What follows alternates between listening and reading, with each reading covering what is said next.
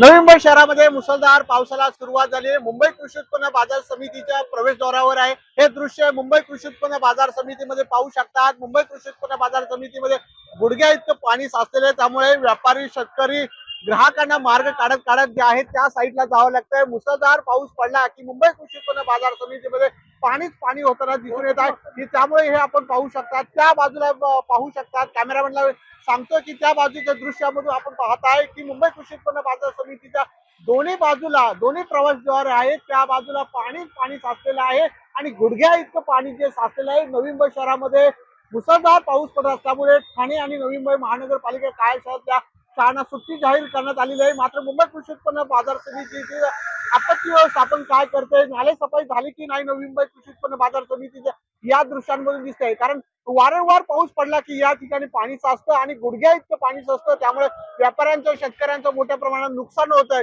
त्यामुळे याच मार्ग काढत काढत जे आहेत वाहन चालकांना, प्रवाशांना किंवा इथले शेतकऱ्यांना, व्यापाऱ्यांना मार्ग काढत हे दृश्य पाहू शकता। कशा प्रकारचा माल जो आहे तो पाण्यातून न्यावा लागतो, कारण अनेकदा जे आहेत व्यापाऱ्यांचं शेतकऱ्यांचं मोठ्या प्रमाणात नुकसान होण्याची शक्यता व्यक्त आहे। त्यामुळे मुंबई कृषी उत्पन्न बाजार समिती हे दृश्य आपण पाहिलं तर पाणी गुडघ्या इतकं आहे आणि पूर्णपणे हे पाणी जे आहे नवी मुंबई कृषी उत्पन्न बाजार समिती हे पूर्णपणे जलमय झाल्याच्या या दृश्यांमधून आपल्याला दिसून येत आहे। महाराष्ट्रातील सर्व बातम्यांचे विश्वासार्ह व्यासपीठ,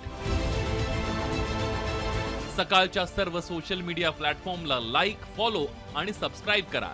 तसंच सर्व नोटिफिकेशनसाठी बेल आयकॉन प्रेस करायला विसरू नका।